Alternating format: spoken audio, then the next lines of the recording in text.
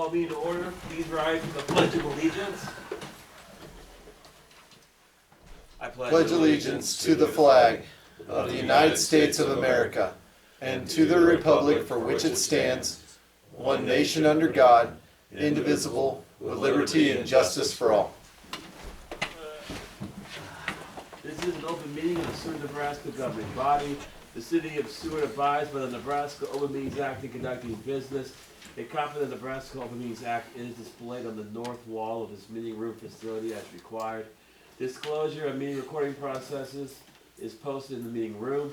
Any citizen may address the council regarding items included on the meeting agenda and are asked to complete and hand in a speaker card to the clerk. Presenters shall approach the podium, state their name and address for the clerk's record, and are asked to limit remarks to 5 minutes. All remarks shall be directed to the mayor, who shall determine by whom any appropriate response shall be made. The city of Seward reserves the right to adjust the order of items on this agenda if necessary and may elect to take action on any of the items listed. Please call the roll. Kaler. Here. Colterman. Here. Streisand. Here. Tanya. Here. Singleton. Here. Morgan. Here. Miller. Here. Francescato. Here. We have a quorum present. All right. Thank you. The first two items make up this evening's consent agenda. I'll move the consent agenda. Second.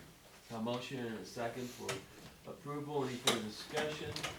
Seeing none, please register your vote. Please display the votes. Voting in favor of Francescato, Kaler, Tanya, Colterman, Miller, Singleton, Streisand, Morgan, 8-0. All right, under public hearings, item number 1, presentation and discussion of functioning and progress of the Seward Economic Development Plan. Correct. Yes, we have a semi-annual report that's included in your packet from what we call the CARC, that's the Citizens Advisory Review Committee.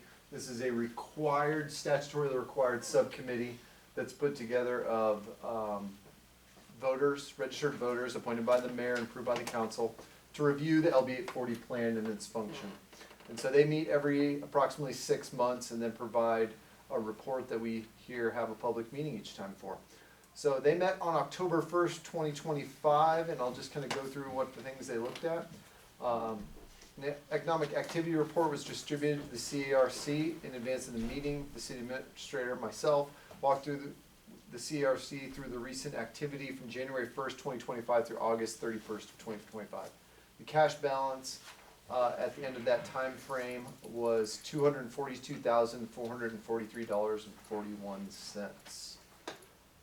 The second thing is a copy of the general ledger reports, including a report of all transactions from January 1st, 25 to August 31st of 25 was distributed prior to the meeting. Payments were made of a $5,500 grant to the Seward County Visitors Bureau to help pay for a portion of a hotel study. We updated the prime rate for the Focus Properties loan of $200,000 and distributed that loan. And then we also distributed a loan for $120,000 to Audrey Jensen for the 6th Street Cafe. We're still pending a distribution to Bottle Rocket to refinance their CDBG loan and finalize that. And then also a potential grant that was prospective into the future, not in the current budget year at that time, was a grant for $50,000 to SCCDP for an EDA matching grant, but that had been withdrawn. So we'll research and look at that at a future date and then reapply for any of those funds to work on that digital incubation project. The CARC notes that it does not audit nor does it verify the numbers submitted to it in the general ledger reports. It is understanding that these accounts are audited during the annual overall audit of the city that is done for its financial records. I can answer any questions yet. No specific.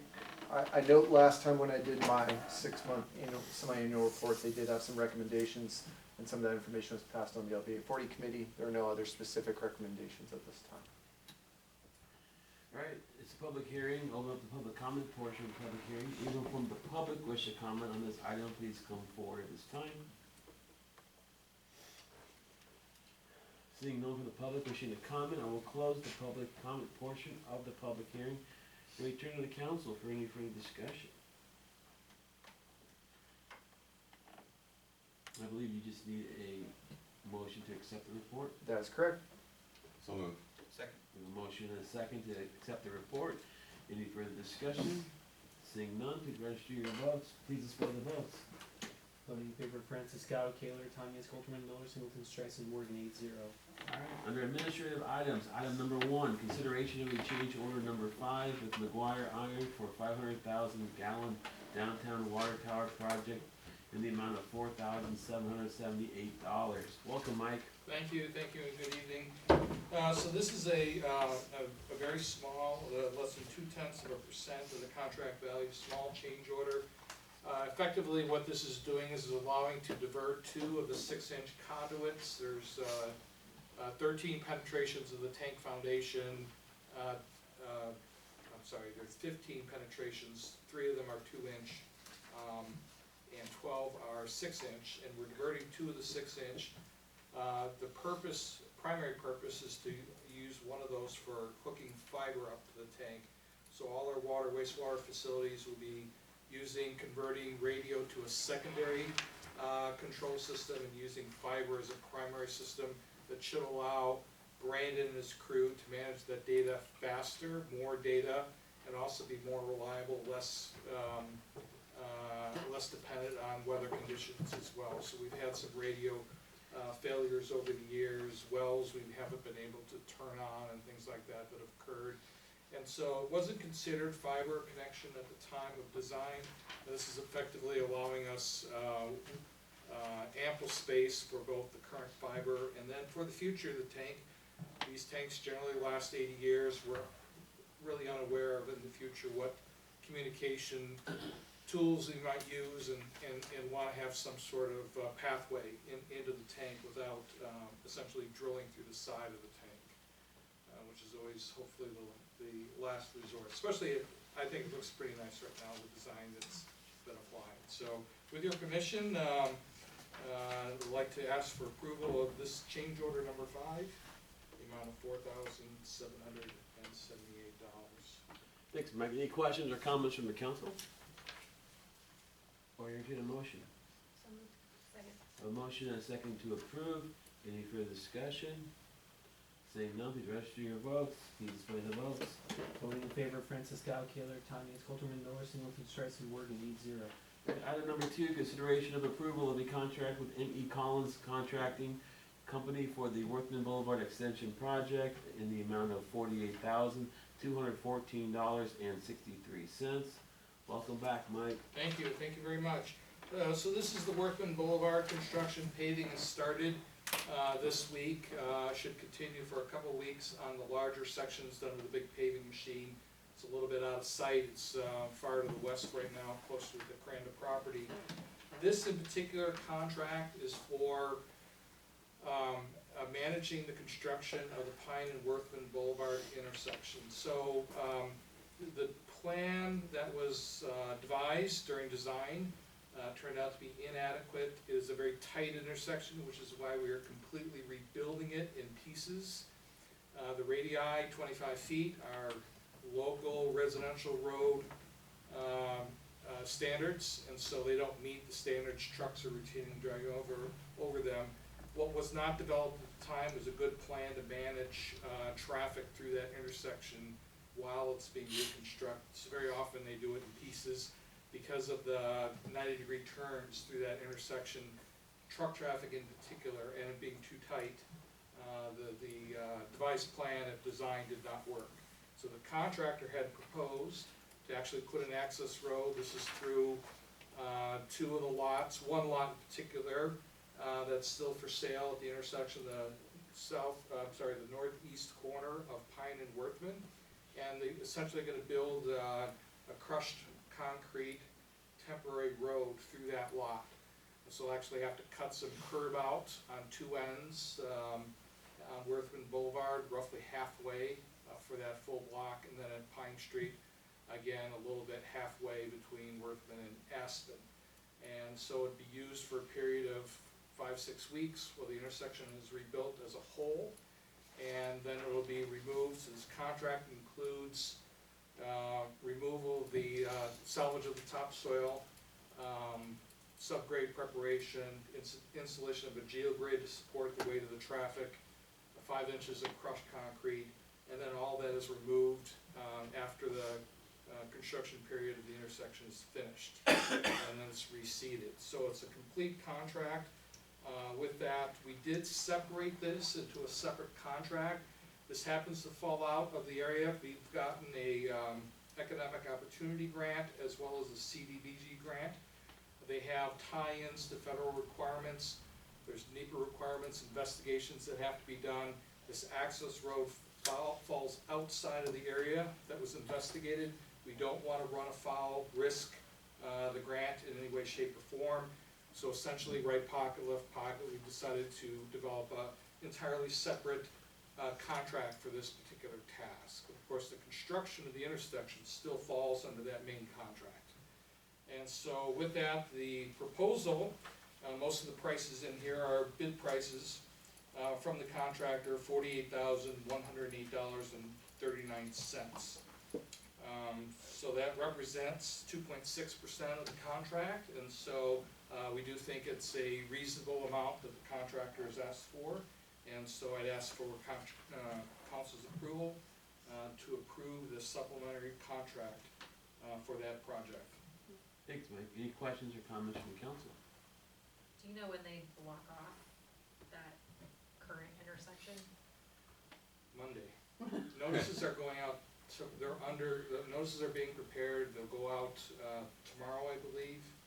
Dan Baker from Shemmer said he would handle that. Darren Brown has already developed. I approved it handout. today. Okay, no, that's fine. And on Facebook as well, we plan to have a post to announce that. It's we only found out this morning that the contractor wanted to close as early as Monday, so. Okay, no, that sounds it's- good. It's moving very fast, and of course, if they're looking still at 5 weeks of construction, hopefully that'll be shrunk. The substantial completion date is December 1st, and so it'd be right at that period of time. We have to worry about freezing weather, right, and the ability to pour concrete and cure that concrete, so. So anyway, it's nip and tuck. Moving fast, but the contractor's quite good. We have a good construction experience, seasoned construction manager that's running the show out there. So far we're happy with their performance. I should mention that the bypass is narrow enough, it does not allow two-way traffic of vehicles and trucks, and so there will be a truck detour. And so trucks will be detoured out Isaac Walton Road to 294th, and then back in on the unpaved section of Walker Road. And that's part of this project, but it does enable us to keep keep traffic going to all the existing businesses out there. Okay, So, thanks. we expect an errant truck or two that doesn't know actually turn on Worthman Boulevard, and we'll just have people ready to manage that process, kind of one-way traffic through the bends. And NDOT approved our NDOT alternate did route as approve. well for truck Correct. traffic. Yep. So we'll sign it and everything. Any other questions or comments from the council?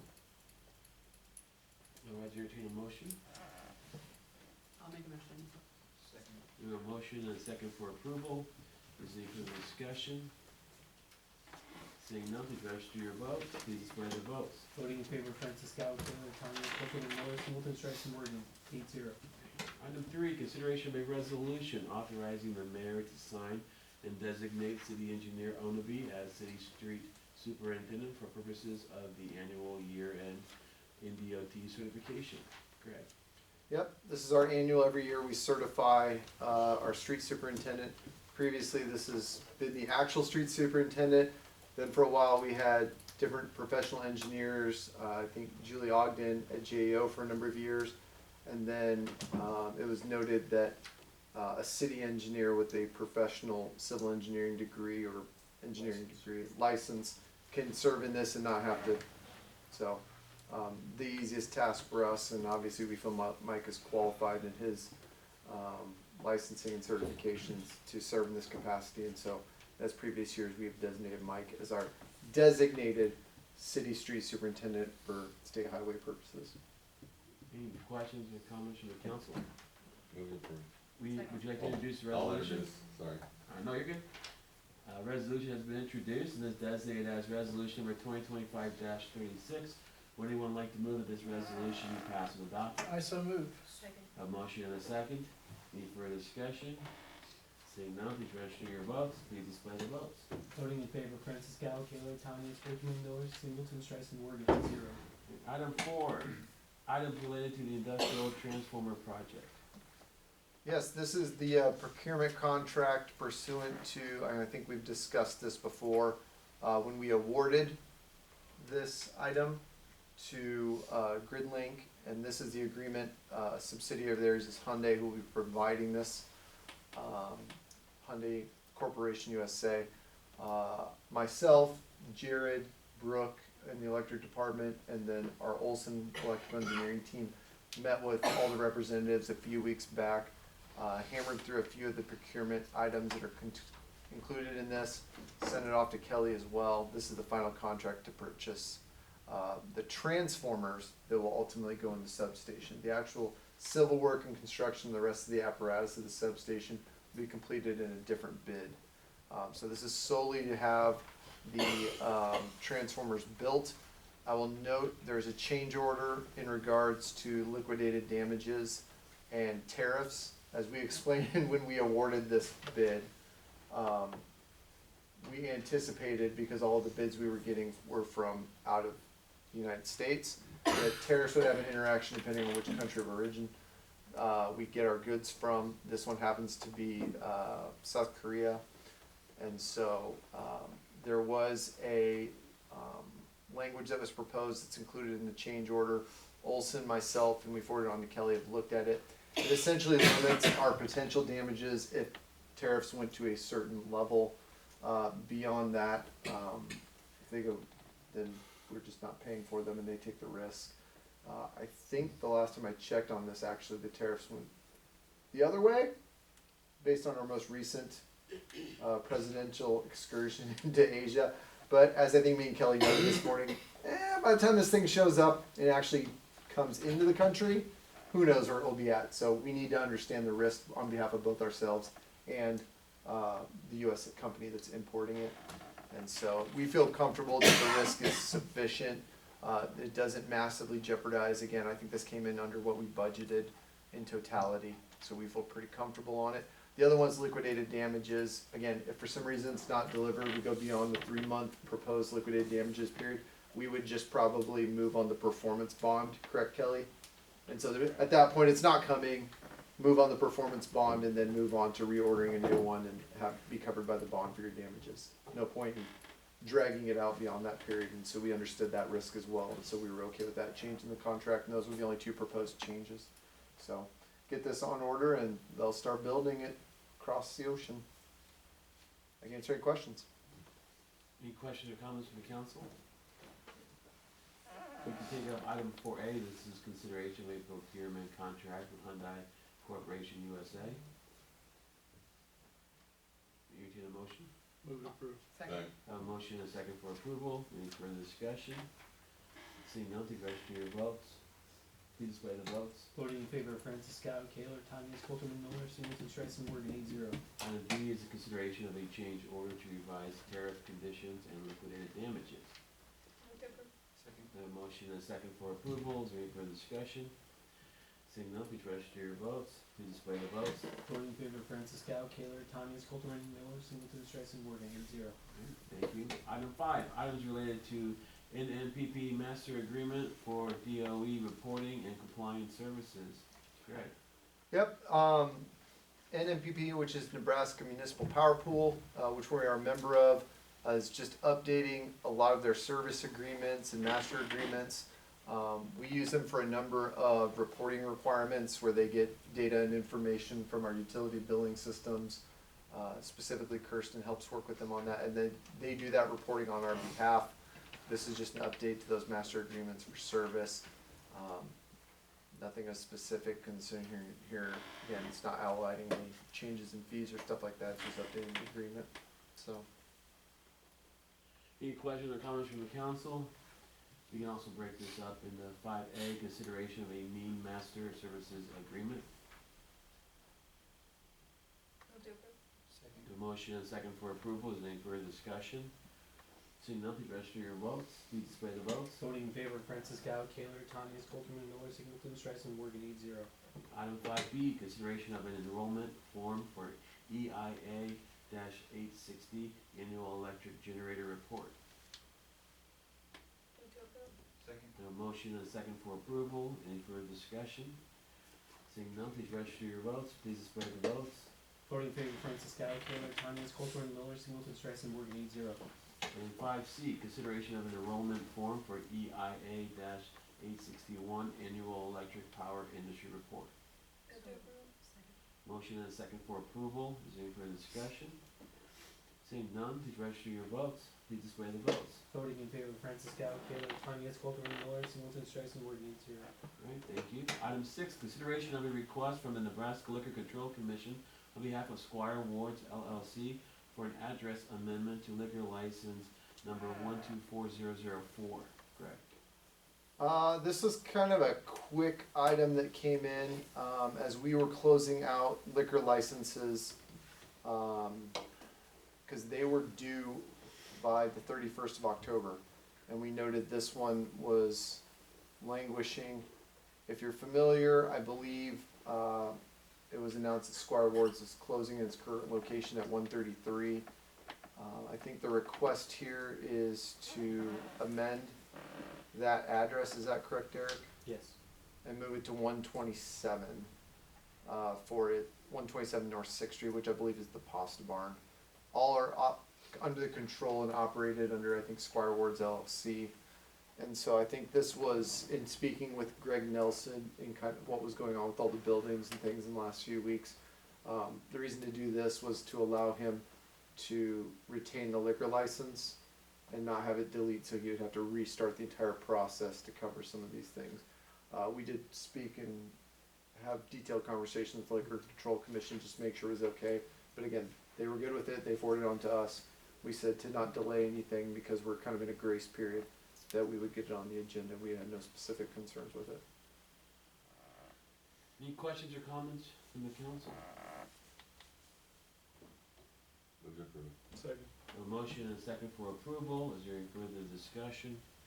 Seeing none, please register your votes. Please display the votes. Voting in favor, Francis Scout, Kaler, Tanya, Colterman, Singleton, Miller, Singleton, Streisand, Morgan, 8-0. Alright, thank you. Item 7, consideration of a tort claim from Mattson Ricketts on behalf of Manny Cutchell, 748 North 8th Street. So this is a claim that was previously in front of you, where, as is our standard operating procedure, we forwarded it to our insurance carrier for consideration. They have since denied that claim and found that there was not coverage for this incident. So this is actually back in front of you this evening for consideration, because the first time around we did not deny the claim, we just forwarded it to the insurance carrier, which is what we usually do. So in order for the city to preserve all of its rights and any potential legal proceedings that might follow from this, I would suggest denial of the claim. Thank you, Kelly. Any further discussion from the council? I move that we deny the claim.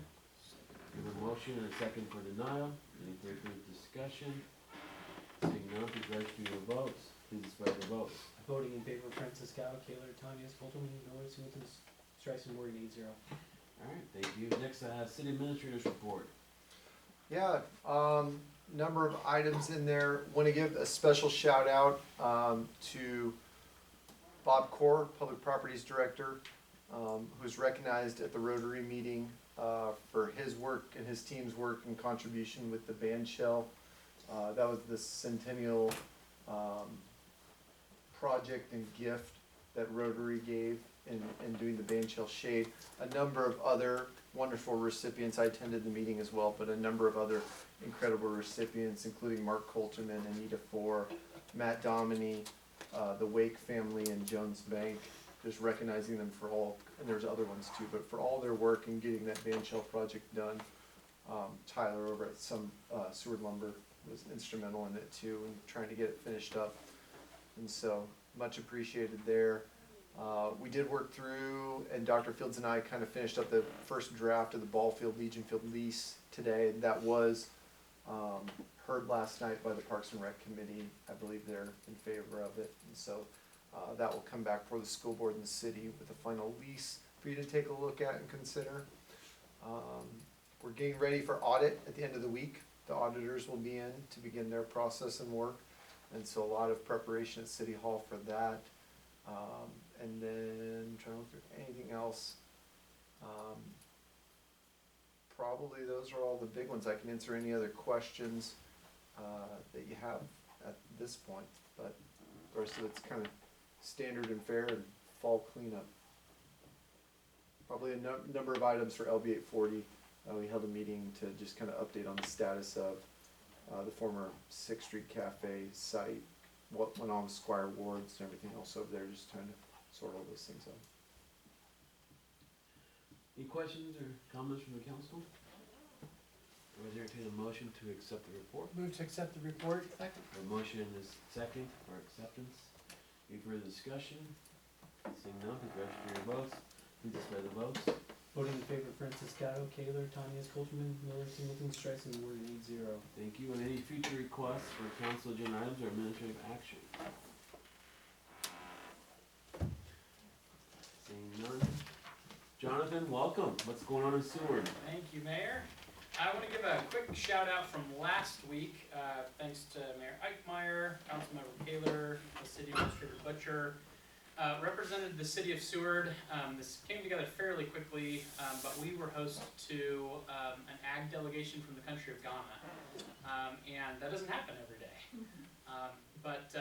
Actually, there was a Ghana-Nebraska Chamber of Commerce established a few years back, partnership with the governor, Department of Ag, Department of Economic Development, all working together, looking for new trade partners for us here in the state, and we had the opportunity to show off Seward County all day, and so we're grateful, and actually a connection ultimately through Mayor Eichmeyer and through kind of his professional network, and so we're grateful for that opportunity to host them here. But they were able to see all sorts of great things. We're looking forward to build on that relationship. I just wanted to say thank you for your representation as a part of that. Few upcoming events to note. This Friday, we're hosting the public meeting through our Revitalize and Thrive program. Again, Seward's one of 5 communities that were selected for that program. The public portion will be at 5 o'clock at Bottle Rocket, where we'll ask for public input as a part of identifying a potential new public space to build out, and so we'd welcome public input as a part of that. Otherwise, they'll be meeting with some other community members, actually meeting at the high school, at Concordia, and others in the community throughout that day. Thursday, November 11th, is the Concordia Catalyst Competition, our business plan pitch competition finals on Concordia's campus. Monday, November 17th, is our next chamber quarterly board meeting. We'll be approving both our budget and our next 3-year strategic plan, and appreciate Councilmember Kaler's representation on the board. We have ribbon cuttings, groundbreakings on Wednesday, November 19th, 1 p.m. tentatively for Dragonfly Coffee Shop for our friends in Milford. They're opening up a new location at SCC's campus. We have an individual membership with Joe Molenkamp at the Civic Center at 3:30. And then the Dairy Quarter, which is the new event space being built out at the former dairy on US Highway 34, is at 4:15. It's going to be a groundbreaking ceremony. It is going to be a first-class new event space in our community, in our county. So we welcome you to learn more about that at that time. Coffee and convos with our young professionals group at Bagels and Joe on Thursday, November 20th, and the 15th annual Seward Christmas Festival, Saturday, November 29th, after Thanksgiving. And thanks for council support, for the recent parade approvals. That's all I have. Thanks, Mayor. All right. Thank you, Jonathan. Next, we have a strategy session. I move that the city council go into closed session with the mayor, city administrator, city clerk, and city attorney for the protection of the public interest and to discuss real estate negotiations and to provide the city attorney with negotiating guidance for a period not to exceed 30 minutes. All right, we have a motion. Is there a second? Second. A motion and a second. Please register your votes. Please display the votes. Voting in favor, Francis Gatto, Kaler, Tanya Coltman, Miller, Singleton, Strice, and Ward 8-0. All right, the council has voted to go into closed session at 7:29 p.m. for the protection of the public interest, to discuss real estate negotiations, and to provide the city attorney with negotiating guidance. No formal action will be taken. We are in closed session. Thank you.